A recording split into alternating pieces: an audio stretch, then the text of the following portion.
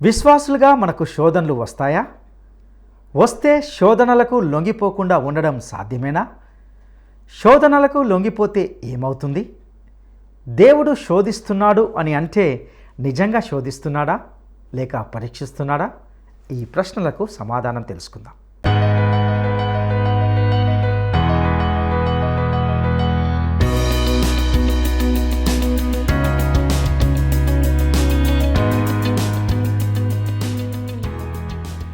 క్రీస్తునందు ప్రియమైన ప్రేమధార టీవీ వీక్షకులందరికీ ప్రభువును రక్షకుడైన యేసు క్రీస్తు శాంతిగల నామంలో శుభములు తెలియజేస్తున్నాం. నేటితో మనము 2వ సమూయేలు గ్రంథాన్ని ముగించుకుంటాం. ఇక నేటి పాఠంలో 2వ సమూయేలు గ్రంథము 23, 24 అధ్యాయాలను ధ్యానించుకోబోతున్నాం. ఈ అధ్యాయాలలో దావీదు అనుచరులైన యోధుల వివరాలు చెప్పబడ్డాయి. వారు తమ ప్రాణాలకు తెగించి దావీదు కోసం పోరాడారు. యూదా మరియు ఇశ్రాయేలీల జనసంఖ్య లెక్కించమని ప్రభువు దావీదు రాజుతో చెప్పాడు. ఇది దేవుని పరీక్ష. ఆ విషయంలో దావీదు దేవుని పరీక్షలో విజయుడు కాలేదు. అతనిలో యుద్ధకాంక్ష మొదలైంది. వాస్తవానికి జనసంఖ్య లెక్కించవద్దని యోవాబు సలహా ఇచ్చాడు. కానీ దావీదు మొండి పట్టుదలకు పోయాడు. అతడు చేసిన తప్పిదానికి ఫలితంగా 3 సంగతులు దావీదు ఎదుట ఉంచబడ్డాయి. అతడు కోరుకున్నట్లుగా తెగులు వచ్చింది.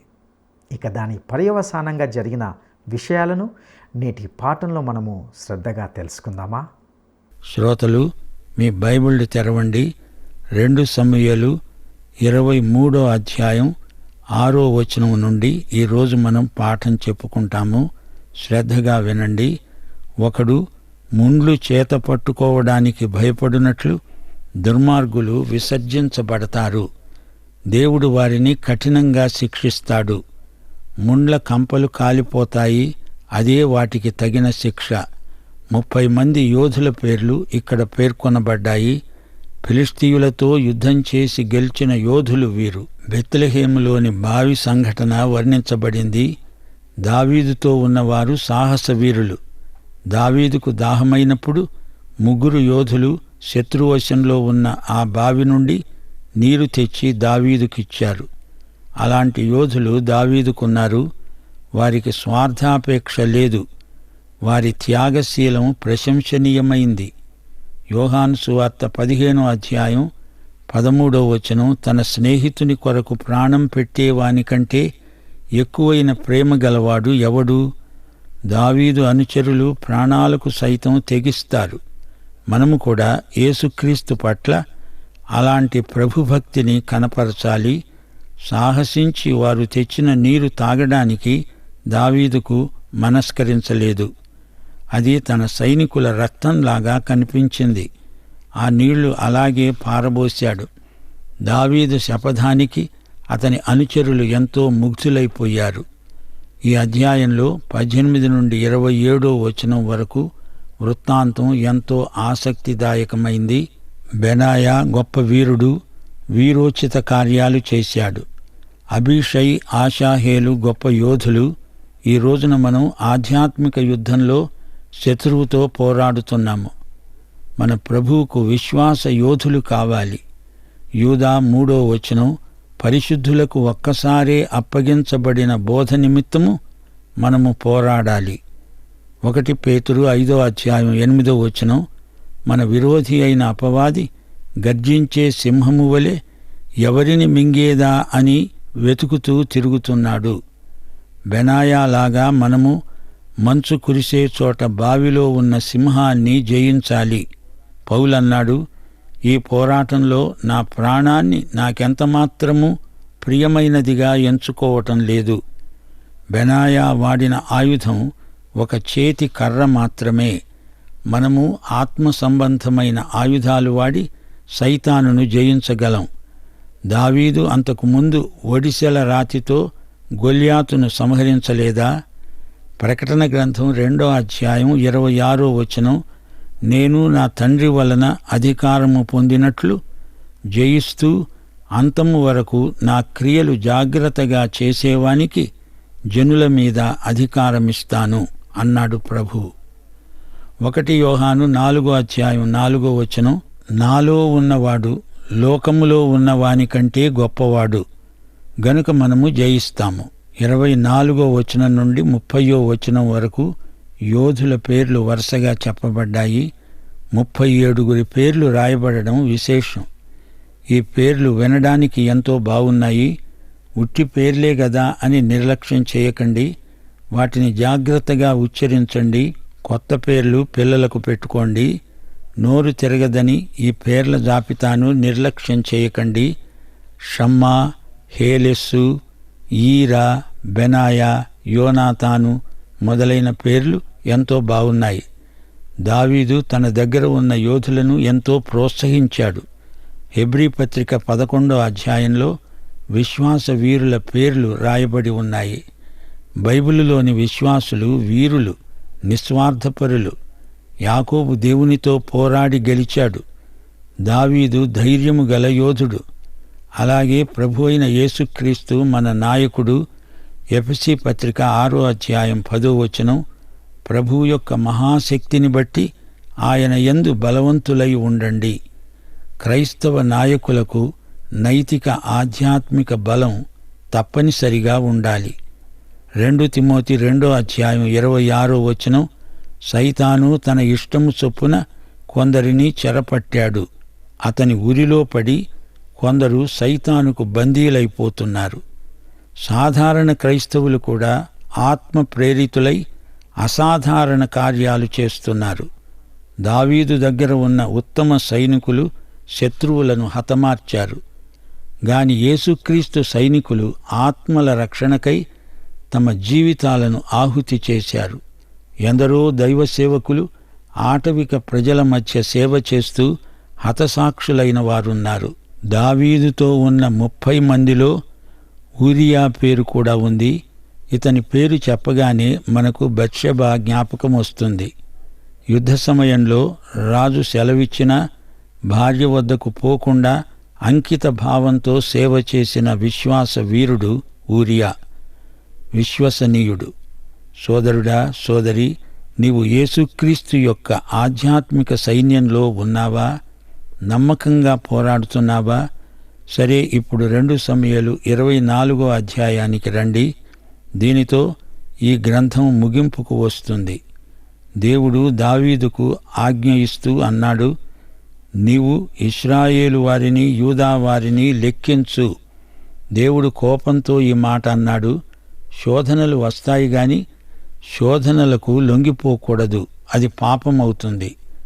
దేవుడు శోధిస్తాడు అంటే పరీక్షిస్తాడు అని అర్థం. పరీక్షలో గెలిచినప్పుడు విశ్వాసి బలపడతాడు. శోధన అనే నాణ్యానికి 2 వైపులుంటాయి. గెలిస్తే విజయం, లొంగిపోతే పాపం.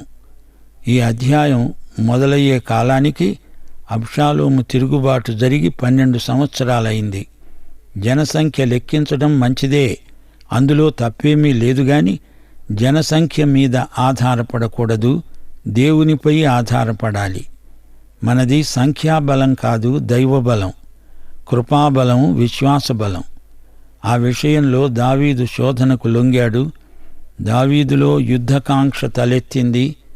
జనసంఖ్య సేకరించవలసిందని దావీదు యోవాబుకు ఆజ్ఞాపించాడు. యోవాబు అన్నాడు, నీకెందుకీ కోరిక పుట్టింది? దేవుడు నీతో ఉండగా సంఖ్యతో నిమిత్తమేమిటి? కాదు, కూడదు, మీరు జనసంఖ్య సేకరించాల్సిందే అన్నాడు దావీదు. ఆ ప్రకారమే వారు దేశమంతటా సంచరించి 9 నెలల 20 రోజులకు యెరూషలేముకు తిరిగి వచ్చారు. యోవాబు జనసంఖ్య మొత్తం రాజుకు అప్పగించాడు. ఇశ్రాయేలు వారిలో కత్తి యుద్ధం చేయగలవారు 80 లక్షల మంది, యూదావారిలో 5 లక్షల మంది ఉన్నారు. సోదరీ సోదరులారా, విశ్వాసమనేది జూదం కాదు, చీకట్లోకి కుప్పించి దూకటం కాదు. విశ్వాసము గుడ్డి నమ్మకం కాదు. మన విశ్వాసానికి యేసుక్రీస్తు అనే గట్టి పునాది ఉన్నది. విశ్వాసమంటే విజయమే. అయినా ఇప్పుడు దావీదుకు సంఖ్యాబలంతో పనేమిటి? ముక్కాకలు తీరిన దైవయోధుడు దావీదు. కాని అతడు ఇదే శోధనలో పడిపోయాడు. 10వ జనసంఖ్య చూచినందుకై దావీదు మనస్సు కొట్టుకొనగా అతడు యెహోవాకు మనవి చేశాడు. దేవా, నీ దాసుడనైన నా దోషాన్ని పరిహరించు. ప్రవక్త అయిన గాదు ద్వారా దేవుడు దావీదుతో మాట్లాడాడు. దేవుడన్నాడు, 3 విషయాలను నీ ఎదట పెడుతున్నాను. వీటిలో నీవు ఏది కోరుకుంటావో అదే నీ మీదికి వస్తుంది. 1, దేశంలో 7 సంవత్సరాలు కరువు వస్తుంది. 2, నీ శత్రువులకు వెన్నిచ్చి 3 నెలల పాటు పారిపోతావా? 3 దినాలలో నీ దేశంలో కరువు చెలరేగుతుంది. ఈ 3 నీవు ఏది కోరుకుంటావు? దావీదు అన్నాడు, ఇప్పుడు నాకేమీ తోచటం లేదు.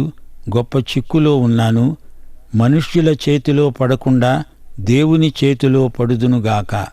దాను నుండి బెయేర్షెబా వరకు దేశం మీదికి తెగులు వచ్చి పడింది. 70,000 మంది హతమయ్యారు. శ్రోతలు వింటున్నారా? నీవు ఎలా శిక్షించబడాలో అది నీవే కోరుకోవాలి అన్నాడు దేవుడు. రాజు చేసిన పాపం జాతి మొత్తాన్ని ప్రభావితం చేస్తుంది. దేవుని కోపం మరల రగులుకోవడానికి కారణం ఇశ్రాయేలు ప్రజల అవిధేయత మాత్రమే. చరిత్రలోని సంఘటనలన్నీ ప్రభువు వశంలోనే ఉన్నాయి. దావీదు తీర్మానమిదే, నేను దేవుని చేతిలోనే పడతాను. దేవుడు శిక్షించినా దీవించినా ఆయన చేతిలో ఉండడం శ్రేయస్కరం. శోధనలు మనల్ని ముట్టడించినప్పుడు మనస్సాక్షి తేటగా ఉండాలి. మనస్సాక్షి గద్దింపును వినాలి. యోవాబు సలహాను దావీదు లెక్క చేయలేదు. తన స్వాతిశయం కోసం దావీదు జనసంఖ్యను సేకరించాడు.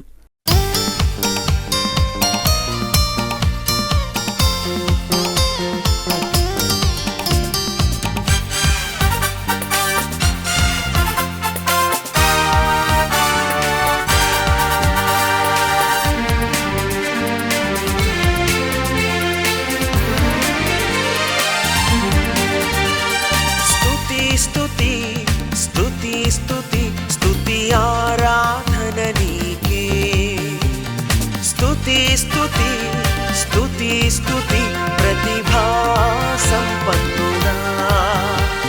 స్తుతి స్తుతి స్తుతి స్తుతి స్తుతి ఆరాధన నీకే.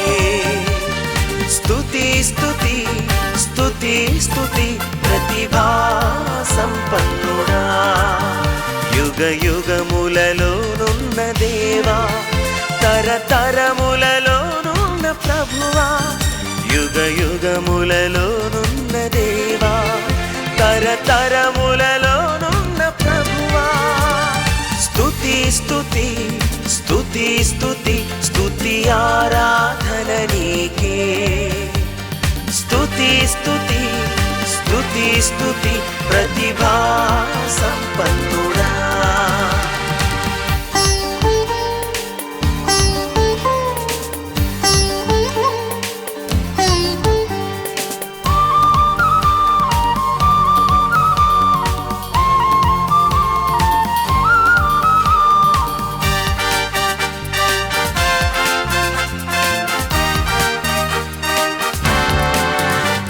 శిరమున బంగారు ముంగురులు కలిగిన సుందర రూపుడా, నీ ముఖమెంతో మనోహరం, నీ స్వరమెంతో మధురము. శిరమున బంగారు ముంగురులు కలిగిన సుందర రూపుడా, నీ ముఖమెంతో మనోహరం, నీ స్వరమెంతో మధురము. నీ కనులలోన జ్వాలా దీపములు దేదీప్యమానముగా కాంతించుచున్నవి. స్తుతి స్తుతి స్తుతి స్తుతి స్తుతి ఆరాధన నీకే. స్తుతి స్తుతి స్తుతి స్తుతి ప్రతిభా సంపన్నుడా.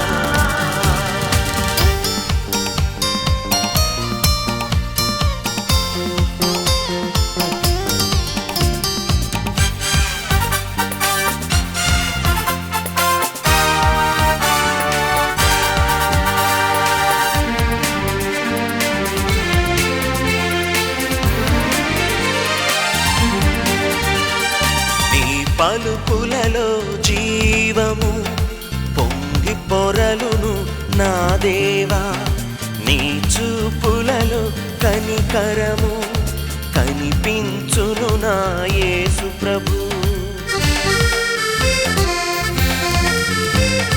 నీ పలుకులలో జీవము పొంగి పొరలును నా దేవా, నీ చూపులలో కనికరము కనిపించును నా యేసు ప్రభు. నీ ఉపదేశంబులు నీ సందేశంబులు మా మనుగడలోన ఆనందము కలిగించు. స్తుతి స్తుతి స్తుతి స్తుతి స్తుతి ఆరాధన నీకే. స్తుతి స్తుతి స్తుతి స్తుతి ప్రతిభా సంపన్నుడా.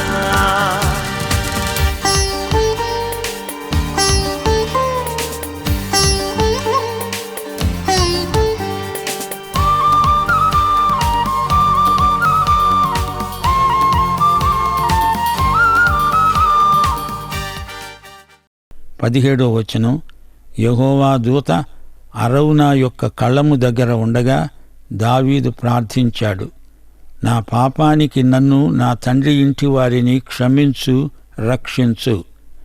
యెహోవా దావీదుకు ఆజ్ఞాపిస్తూ ప్రవక్త ద్వారా మాట్లాడాడు, అరౌనా కళ్ళంలో బలిపీఠం కట్టించు. అరౌనా ఆ స్థలం ఉచితంగా ఇవ్వడానికి సమ్మతించాడు. 24వ వచనం, రాజు అంటున్నాడు, నేను అలా ఉచితంగా తీసుకోను, వెల ఇచ్చి నీ వద్ద కొంటాను. ఉచితంగా తీసుకున్న దానిని దేవునికి అర్పించను. 50 తులాల వెండికి ఆ భూమిని కొని అక్కడ దేవునికి బలులు అర్పించాడు. సోదరీ సోదరులారా, గమనించారా? నీ స్వార్జితములో నుంచి తెచ్చి ఇచ్చిందే కానుక. ప్రతి ఒక్కటి ఉచితంగా కావాలని కోరే విశ్వాసులున్నారు. ఒక్క పైస కూడా ఖర్చు చేయకుండా భక్తి కబుర్లు చెప్పేవారే వేషధారులు. దేవుని కృప చౌకబారు దినుసు కాదు. యేసు మన కోసమై చెల్లించిన వెల ఎంతో గొప్పది. అరౌనా అనే ఎబుసీయుడు యూద మత ప్రవిష్టుడు.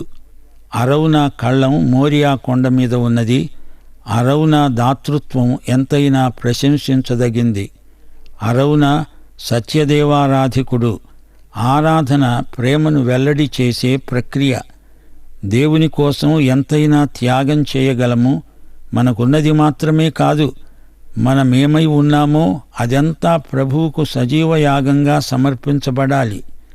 నేను వెల చెల్లించని వస్తువును దేవునికి ఎలా సమర్పించగలను? ఇదే క్రీస్తు నియమం. శిష్యత్వపు వెల చెల్లించాలి. మార్కు సువార్త 8వ అధ్యాయం 34వ వచనం, ప్రభు అన్నాడు, నన్ను వెంబడించగోరేవాడు తనను తాను ఉపేక్షించుకొని తన సిలువనెత్తుకొని నన్ను వెంబడించాలి. ప్రభువు మరో సందర్భంలో ఒక యువకునితో అన్నాడు, నీకు ఒకటి కొదువగా ఉన్నది, నీవు వెళ్ళి నీకు కలిగినవన్నీ అమ్మి బీదలకివ్వు, పరలోకమందు నీకు ధనం కలుగుతుంది, నీవు వచ్చి నన్ను వెంబడించు. అతడు మిగుల ఆస్తి గలవాడు గనుక ఆ మాటకు ముఖము చిన్నబుచ్చుకొని దుఃఖపడుతూ వెళ్ళిపోయాడు. ధనవంతుడు ఒంటె అయితే అది సూది బెజ్జంలో దూరినట్లే అతడు పరలోకంలో ప్రవేశించడం. అది దుర్లభం. సోదరీ సోదరులారా, మీ వ్యక్తిగత జీవితాలలో దేవునికి ప్రథమ స్థానమివ్వండి. మీ మనస్సు స్వార్థము నుండి దేవుని వైపునకు మరలాలి. చౌకబారు సమర్పణ అసలు సమర్పణ కానే కాదు. మలాకి 1వ అధ్యాయం 8వ వచనం ఏమంటోంది? గుడ్డిదానిని తీసుకొని బలిగా అర్పించిన ఎడల అది దోషము కాదా? అట్టి వాటిని నీవు నీ అధికారికి ఇచ్చిన ఎడల అతడు నీకు దయచూపుతాడా? నిన్ను అంగీకరిస్తాడా? యెషయా 1వ అధ్యాయం 11వ వచనం మీరు వినలేదా? విస్తారమైన మీ బలులు నాకేలా? దహన బలులైన పొట్టేళ్లు, బాగా మేసిన దూడల కొవ్వు నాకు వెక్కసమనిపిస్తోంది. కోడెల రక్తమందైనా మేకపోతుల రక్తమందైనా నాకు ఇష్టం లేదు.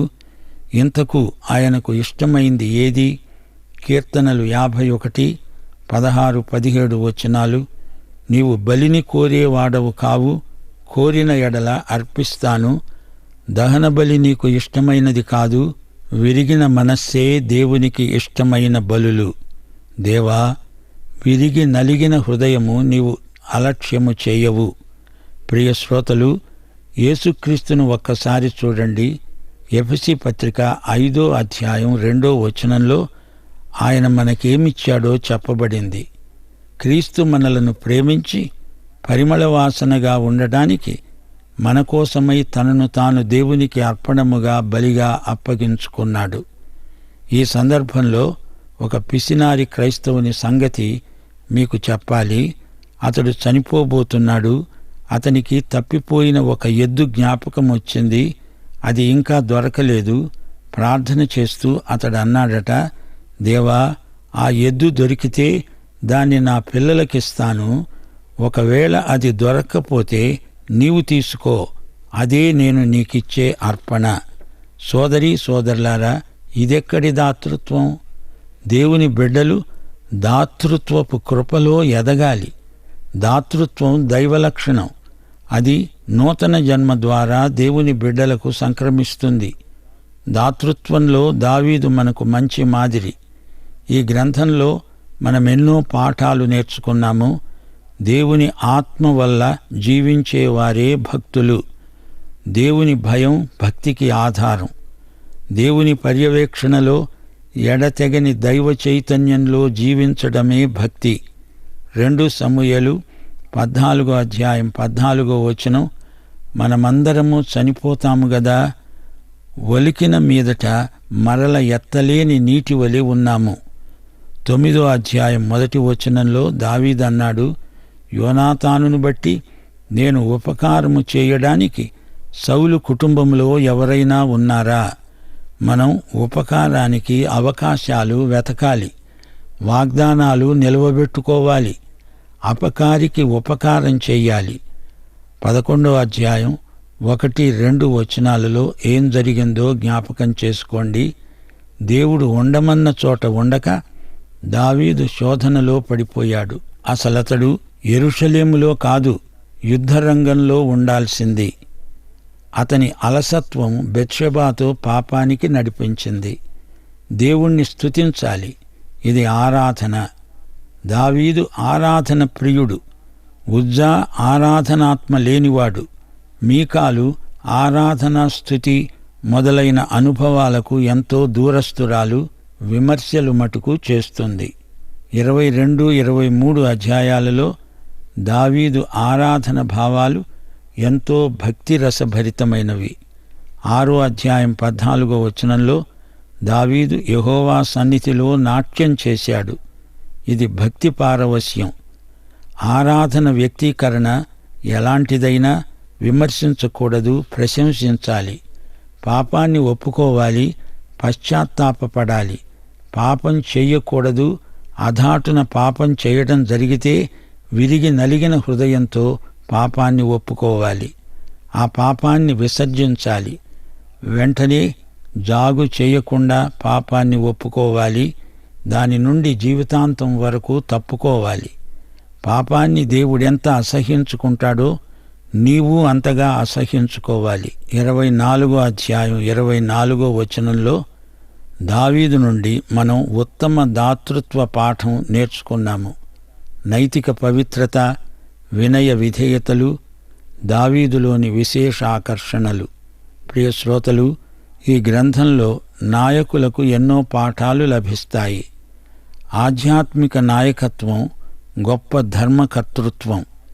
క్రైస్తవ నాయకత్వం సంఘమంతటి మీద, సమాజమంతటిపైన గొప్ప ప్రభావం చూపెడుతుంది. నాయకులు దేవుని కఠినమైన క్రమశిక్షణకు గురి అవుతారు. యాకోబు పత్రిక 3వ అధ్యాయం 1వ వచనం, నా సహోదరులారా, బోధకులమైన మనము మరి కఠినమైన తీర్పు పొందుతామని తెలుసుకొని మీలో అనేకులు బోధకులు కాకండి. అంటే నాయకత్వం ఎంత ఇరుకైన మార్గమో గుర్తించి దానికి తగ్గ వెల చెల్లించండి అని హెచ్చరిక. ప్రియ శ్రోతలు, క్రైస్తవ విశ్వాసులు, నాయకులు, దావీదు దేవుని హృదయానుసారి అయిన మనిషి. మనము అలాంటి మాదిరిని అనుసరించి జీవించాలి. ఏమంటారు? మన ప్రభువైన యేసు కృప, తండ్రి అయిన దేవుని ప్రేమ, పరిశుద్ధాత్మ ఆదరణ, సహవాసము మనకందరికీ నిత్యత్వము పర్యంతము తోడై ఉండునుగాక. ఆమేన్.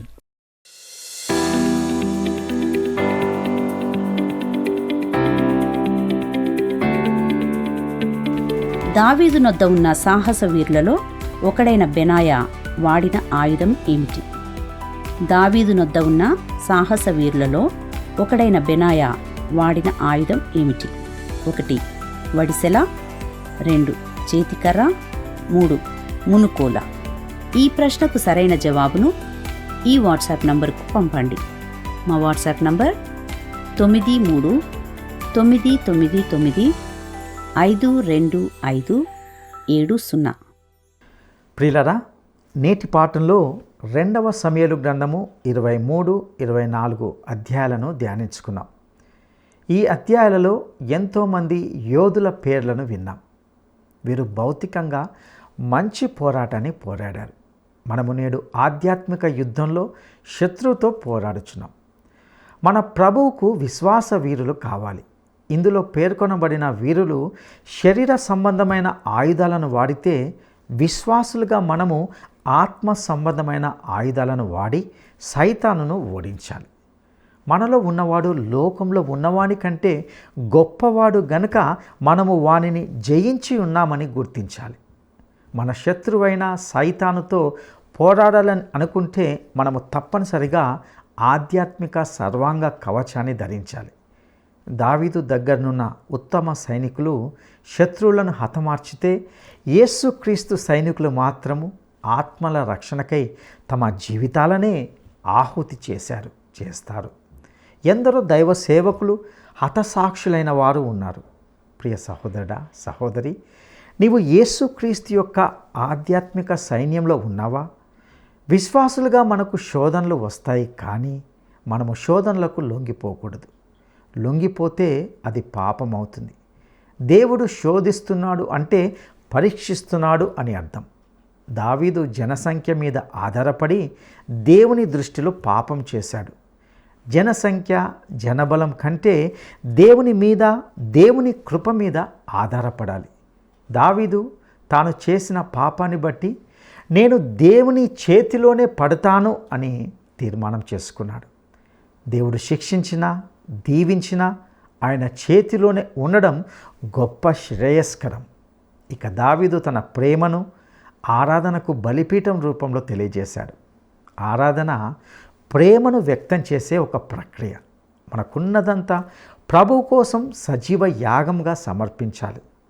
ఇదే నిజమైన శిష్యరికం. మన వ్యక్తిగత జీవితాల్లో దేవునికి ప్రథమ స్థానం ఇవ్వాలి. ఇక ఇంతటితో 2వ సమూయేలు గ్రంథ ధ్యానాలను ముగించుకుంటున్నాం. వచ్చే పాఠంలో మరొక గ్రంథ ధ్యానాలతో కలుసుకుందాం. అంతవరకు సర్వశక్తిమంతుడైన దేవుడు మీకు తోడై ఉండి నడిపించునుగాక. దైవాశీస్సులు.